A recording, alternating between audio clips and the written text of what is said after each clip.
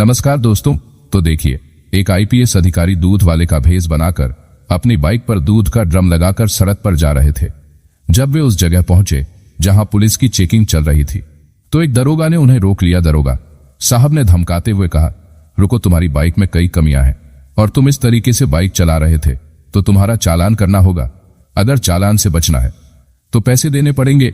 IPS अधिकारी जो दूध वाले के भेष में थे, उसने विनती करते हुए कहा, साहब मैं बहुत गरीब आदमी हूं, रोज कमाता हूं, रोज खाता हूं, मेरे पास इतने पैसे नहीं है कि मैं आपको दे सकूं। इस पर दरोगा साहब ने गुस्से में कहा, चुपचाप इधर आ, वरना अंजाम बहुत बुरा होगा, और उनकी बाइक की चाबी निकालकर जाने लगे। तो दोस्तों, आईपीएस अधिकारी वहां दूध वाले के भेष में क्यों पहुंचे थे और आगे क्या हुआ, यह जानने के लिए कहानी को अंत तक जरूर पढ़ें। और अगर अभी तक आपने हमारे चैनल को सब्सक्राइब नहीं किया है तो कृपया चैनल को सब्सक्राइब जरूर करें। तो दोस्तों, यह कहानी है बिहार के रहने वाले अंश की। अंश अपने माता पिता के साथ बिहार के एक जिले में रहता था। वह काफी पढ़ा लिखा था, लेकिन अभी तक उसे कोई नौकरी नहीं मिली थी। वह इधर उधर छोटा मोटा काम करता था और उसी से अपने और अपने माता पिता का पालन पोषण करता था।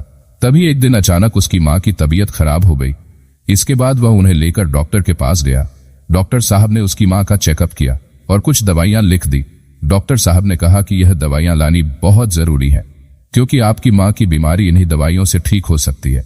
डॉक्टर ने यह भी बताया कि यह दवाइयां उस शहर में उपलब्ध नहीं है जहां अंश रहता था। इन्हें लाने के लिए उसे दूसरे शहर जाना होगा। इसके बाद अंश ने डॉक्टर से पूछा, डॉक्टर साहब इन दवाइयों की कीमत कितनी होगी? डॉक्टर ने जवाब दिया, लगभग 1000 रुपए की दवाइयां आ जाएंगी। और दोस्तों, अंश जैसे ही डॉक्टर द्वारा लिखी गई दवाइयां लाने के लिए दूसरे शहर की ओर निकला।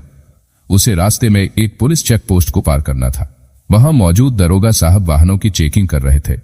जैसे ही अंश पुलिस नाके के पास पहुंचा, दरोगा ने उसे रोक लिया। अंश बाइक रोककर विनम्रता से पूछता है, जी साहब का ये क्या परेशानी है? इस पर दरोगा साहब कहते हैं, तुम्हारी बाइक में दिक्कत है और तुम्हारा चालान होगा। अंश ने आत्मविश्वास से कहा, साहब बताइए मेरी गाड़ी में क्या दिक्कत है, क्योंकि वह जानता था कि उसकी बाइक के सारे कागजात सही हैं। उसने अपनी बाइक के पेपर पूरी तरह मेंटेन करके रखे थे और साथ ही हेलमेट भी लगा रखा था। दरोगा ने तुरंत कागज दिखाने को कहा। अंश ने अपना आरसी, इंश्योरेंस, पोल्यूशन सर्टिफिकेट और गाड़ी के सभी का कागजात दरोगा को दिखा दिए। बाइक भी अच्छी कंडीशन में थी। जब दरोगा ने हेलमेट के बारे में पूछा तो अंश ने वह भी दिखा दिया। अब दरोगा के पास कोई कारण नहीं बचा कि वह अंश से पैसे ठग सके दोस्तों, क्योंकि वह दरोगा साहब आए दिन लोगों से पैसे लेने का काम किया करते थे और तभी ही वाहनों को आगे जाने देते थे। उन्होंने अंश की बाइक का नंबर ध्यान से देखा और बोले, तुम्हारी बाइक का नंबर दूसरे शहर का है, तुम इसे यहां नहीं चला सकते।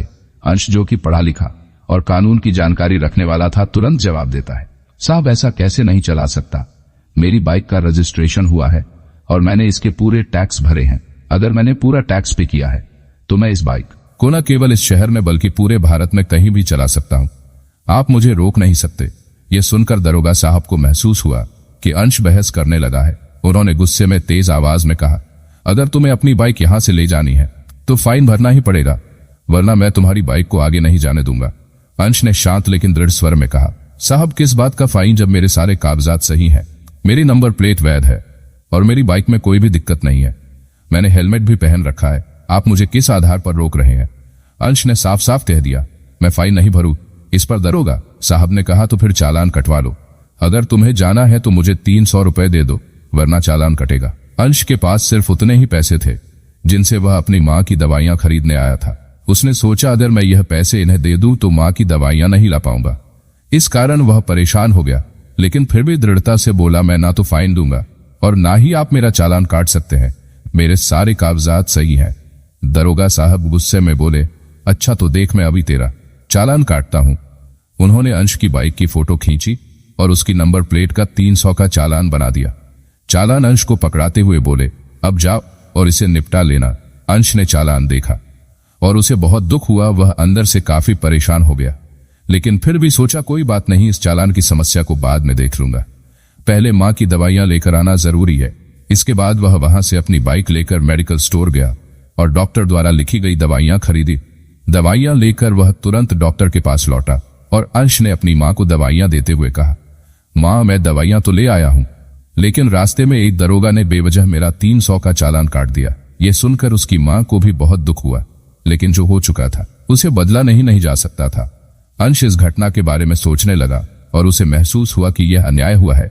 उसने कहा, मेरी बाइक के सभी दस्तावेज सही थे, मैंने हेलमेट भी पहना हुआ था, मेरी नंबर प्लेट भी पूरी तरह सरकारी नियमों के अनुसार थी, फिर भी मुझ पर 5,000 रुपए का चालान बना दिया। ऐसे चालान को मैं किसी भी हाल में नहीं भरूं। ये बात सबको पता होनी चाहिए कि यहाँ किस तरह सही कागजात होने के बावजूद भी चालान काटा जा रहा है। इसके बाद अंश ने अपनी बाइक को खड़ा किया और उसकी सामने और पीछे की नंबर प्लेट की तस्वीरें खींच ली। वह इस मामले को उजागर करने का पक्का इरादा कर चुका था ताकि लोग जान सकें कि बेवजह चालान काटने जैसी घटनाएं भी होती है। अंश ने उस चालान की कॉपी और अपनी बाइक नंबर प्लेट की तस्वीरों के साथ सोशल मीडिया पर पूरी घटना को पोस्ट कर दिया। उसने एक वीडियो भी बनाया जिसमें उसने विस्तार से बताया कि कैसे उसके सारे दस्तावेज सही होने के बावजूद बेवजह उसका चालान काटा गया। अंश की पोस्ट और वीडियो तेजी से वायरल होने लगी। लोग इस पर अपनी अपनी प्रतिक्रिया देने लगे और यह मामला पुलिस डिपार्टमेंट तक भी पहुंच गया। जैसे ही पुलिस अधिकारियों ने वह पोस्ट देखी, वे हैरान रह गए। उन्होंने तुरंत इस पर ध्यान देते हुए सोशल मीडिया के माध्यम से अंश को जवाब दिया, आपका चालान बहुत जल्द रद्द कर दिया जाएगा और इस असुविधा के लिए हमें खेद है। अंश ने उनसे पूछा, मेरा चालान रद्द होने में कितना समय लगेगा? अधिकारियों ने जवाब दिया, इस प्रक्रिया में 2 से 3 दिन का समय लग सकता है। यह मामला धीरे धीरे इतना फैल गया कि ट्रैफिक पुलिस के एसपी और आईपीएस अधिकारियों तक भी खबर पहुंच गई। अंश ने अपनी वीडियो में पूरी घटना का विस्तृत ब्यौरा दिया था। उसने उस जगह और वहां मौजूद दरोगा का नाम भी बताया था। जब यह वीडियो एसपी साहब और आईपीएस साहब तक पहुंची तो उन्हें बहुत बुरा लगा। वे दोनों अपनी ईमानदारी और कर्तव्य निष्ठा के लिए जाने जाते थे और ऐसे अधिकारियों से सख्त नफरत करते थे जो रिश्वत लेते या अपने पद का दुरुपयोग करते थे। इस घटना ने उन्हें झकझोर कर रख दिया। उन्होंने फैसला किया कि इस मामले की तह तक जाना जरूरी है। हालांकि वे जानते थे कि अगर वे सीधे अपनी पहचान के साथ जाएंगे तो दरोगा कोई ना कोई बहाना बनाकर मामले से बच निकलने की कोशिश करेगा। इसलिए एएसपी साहब ने एक योजना बनाई। वे दूध बेचने वाले का भेष बदलते हैं, एक साधारण बाइक लेते हैं और उस दरोगा के इलाके में खुद जाकर तहकीकात करने का निश्चय करते हैं।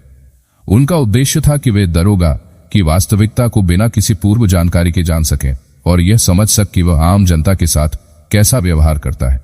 एसपी साहब अपनी वर्दी छोड़कर एक साधारण व्यक्ति के रूप में उस चेक पोस्ट की ओर रवाना होते हैं जहां यह घटना घटी थी। अब उन्हें यह देखना था कि क्या दरोगा साहब वाकई अपनी हरकतों में लिप्त है। एसपी साहब ने दूध बेचने वाले का भेष पूरी तरह अपना लिया। उन्होंने एक पुरानी सी बाइक ली जिसके पीछे दूध का ड्रम बांध दिया और एक पुराना सा हेलमेट पहनकर उस नाके की ओर बढ़े जहां अंश के साथ घटना घटी थी। जैसे ही वे उस चेक पोस्ट पर पहुंचे, एक कांस्टेबल ने उन्हें रोक लिया। कांस्टेबल के रुकवाने के बाद वही दरोगा साहब बड़े रौब के साथ वहां आए। उन्होंने बाइक की ओर देखा और कहा, तुम्हारी बाइक तो बहुत पुरानी है, इसका चालान कटना तय है। दूध वाले के भेष में एसपी साहब ने विनम्रता से कहा, साहब मैं बहुत गरीब आदमी हूं, रोज कमाता हूं, रोज खाता हूं, मेरी बाइक का चालान मत काटिए दोस्तों। दरोगा ने रौब दिखाते हुए कहा, गरीब हो या अमीर, यहां नियम सबके लिए एक जैसा है। तुम्हारी बाइक में तो कई कमियां लग रही हैं, चालान तो कटेगा ही। अगर चालान से बचना है तो 400 रुपए निकालो। एसपी साहब से दरोगा ने और भी गरीब आदमी की तरह विनती करते हुए कहा, साहब मेरे पास पैसे नहीं, ये तो मेरे बच्चों के खाने और घर चलाने के पैसे हैं, आप दया कर दीजिए। दरोगा ने गुस्से में कहा, अगर चालान से बचना है तो पैसे निकालो वरना तुम्हारी बाइक यहीं खड़ी रहेगी। अब जल्दी फैसला करो। एसपी साहब ने सब कुछ चुपचाप सुना और अब वह देखना चाहते थे कि दरोगा अपनी हद कितनी आगे तक बढ़ाएगा। दोस्तों, आईपीएस साहब जो दूध वाले के भेष में थे दरोगा की हरकतों को ध्यान से देख रहे थे। जब दरोगा ने उनकी पुरानी बाइक को लेकर बहाना बनाया तो उन्होंने विनम्रता से कहा, साहब मेरे सारे कागज पूरे हैं, मेरी बाइक में कोई दिक्कत नहीं है, आप चाहे तो जांच सकते हैं। दरोगा ने जवाब दिया, मैंने सब देख लिया, तुम्हारी बाइक 2-3 साल पुरानी है और ज्यादा अच्छी हालत में नहीं है। फिर दरोगा ने उनके हेलमेट की ओर देखा और बोला, तुम्हारा हेलमेट तो टूटा हुआ है, ऐसे हेलमेट के साथ गाड़ी चलाना भी गलत है। इस पर आईपीएस साहब बोले, साहब यह हेलमेट पुराना जरूर है लेकिन टूटा हुआ नहीं है, इसमें ISI मार्क भी है, आप खुद देख लीजिए। दरोगा को अब कोई ठोस बहाना नहीं मिल रहा था। इसके बावजूद उसने चाबी निकाल ली और कहा, अगर यहां से आगे निकलना है तो तुम्हें कुछ ना कुछ तो देना ही पड़ेगा वरना तुम्हारी बाइक यहीं खड़ी रहेगी। ये सब सुनकर और देखकर आईपीएस साहब को बेहद गुस्सा आया, लेकिन उन्होंने खुद को शांत रखा क्योंकि वे दरोगा को रंगे हाथ पर पकड़ना चाहते थे। उन्होंने सोचा, अगर मैं अभी अपनी पहचान बता दूं तो यह तुरंत माफी मांगने लगेगा और अपने बचाव में बहाने बनाएगा। मुझे इसे सबक सिखाना है ताकि ऐसे लोगों की हरकतों पर रोक लग सके। फिलहाल आईपीएस साहब ने शांत रहते हुए दरोगा की अगली हरकत का इंतजार किया ताकि उसे सही तरीके से बेनकाब किया जा सके। जब दरोगा साहब 500 रुपए की मांग करने लगे तो हवालदार ने दूध वाले के भेस में आईपी साहब से कहा, आप क्यों बड़े साहब से पंगा ले रहे हो? देखिए, आप 500 रुपए दे दो, मैं उनसे बात करके आपको जाने दूंगा। फिर हवालदार दरोगा को बुलाकर कहता है, साहब कोई बात नहीं, यह गरीब आदमी है, इसे जाने दीजिए, 500 रुपए दे देगा। आईपीएस साहब से जवाब दिया, 500 रुपए तो मैं दे दूंगा, लेकिन अगर मुझे यहां से रोज गुजरना होगा तो क्या रोज 500 रुपए दूंगा? और फिर क्या आप मुझसे रोज 500 रुपए लेने की उम्मीद करेंगे? दरोगा साहब ने हंसते हुए कहा, अच्छा तो तुम ऐसे करो, आज 500 दे दो और कल से 1 लीटर पानी ज्यादा दूध में लाना। वैसे भी तुम दूध में पानी तो डालते ही हो, इस तरह तुम्हारा भी काम चल जाएगा और हमारा भी काम चलता रहेगा। दरोगा की इस बेइज्जती पर आईपीएस साहब को गुस्सा आ गया। बिना एक पल भी गंवाए उन्होंने दरोगा साहब को जोरदार थप्पड़ मार दिया। यह दृश्य देखकर वहां मौजूद पुलिस कर्मियों को झटका लगा। कुछ ही देर में खबर फैली कि एक दूध वाले ने दरोगा को थप्पड़ मार दिया। दोस्तों, पुलिस दल और अन्य अधिकारी इस बात को लेकर सत्य में थे। इसी बीच आईपीएस साहब ने अपना आई कार्ड निकाला और हवा में लहराते हुए कहा, मैं वह इंसान हूं जिसे आप सब अपनी ताकत दिखाने की कोशिश कर रहे थे। अब देखिए, यह वही अधिकारी है जो हर किसी को कानून का पालन करने का निर्देश देते हैं। यह सुनकर पुलिस दल और दरोगा साहब दोनों चुप हो गए। आईपीएस साहब ने अपनी पहचान जाहिर कर दी थी और दरोगा की करतूतों को उजागर कर दिया था। आईपीएस साहब ने दूध वाले के भेस में ट्रैफिक नाके पर पहुंचकर दरोगा और उसके साथियों को रंगे हाथ पकड़ लिया। उन्होंने अपने आई कार्ड से अपनी पहचान जाहिर की और कहा, मैं यहां का आईपीएस अधिकारी हूं, तुम लोग जो यह कर रहे हो वह गलत है और यह करतूत सोशल मीडिया पर फैल रही है। अब मैं तुम्हारे खिलाफ उचित कार्यवाही करने के लिए आया हूं। फिर उन्होंने दरोगा और हवालदार समेत सभी को सस्पेंड कर दिया और उन पर कानूनी कार्रवाई शुरू कर दी। यह खबर जैसे ही अंश को मिली वह अपनी मां को बताता है, मां, पुलिस वाले सभी एक जैसे नहीं होते। जहां पर मेरे साथ ऐसा हुआ था वहां आईपीएस साहब ने आकर सब कुछ सही किया। वे सबको सस्पेंड करवाकर उनके खिलाफ कार्रवाई कर रहे हैं। यह सुनकर अंश की मां कहती है, बिल्कुल बेटा, बुराई का सिर हमेशा नीचे होता है, जैसे आज आईपीएस साहब ने करके दिखाया है। यह कहानी हमें यह समझाती है कि समाज में बदलाव लाने के लिए एक ईमानदार और साहसी पुलिस अधिकारी की कितनी आवश्यकता होती है। अंश जैसे ऑफिसर जो न केवल अपने कर्तव्यों को निभाता है बल्कि भ्रष्टाचार और अन्याय के खिलाफ भी खड़ा होता है, समाज के लिए एक आदर्श बनते हैं। ऐसे लोग न केवल अपने विभाग का सम्मान बढ़ाते हैं बल्कि आम जनता को भी विश्वास दिलाते हैं कि कानून और व्यवस्था सही दिशा में काम कर रहे हैं। अंश ने जिस तरह से भ्रष्ट पुलिस अधिकारियों के खिलाफ आवाज उठाई और उनकी सजा दिलवाने के लिए साहस दिखाया, वह एक बड़ा उदाहरण है। यह साबित करता है कि अगर सही दिशा में प्रयास किया जाए तो कोई भी बुराई नहीं टिक सकती। एसपी और आईपीएस साहब की भूमिका भी इस कहानी में अत्यंत महत्वपूर्ण रही। उनका मार्गदर्शन और समर्थन अंश के लिए प्रेरणा का स्रोत बना। उन्होंने न केवल अंश के काम को सराहा बल्कि उसे आगे बढ़ने के लिए प्रोत्साहित किया। वही उस बेईमान दरोगा के लिए यह एक सख्त संदेश था कि भ्रष्टाचार और अनुशासनहीनता के खिलाफ किसी को भी बख्शा नहीं जाएगा।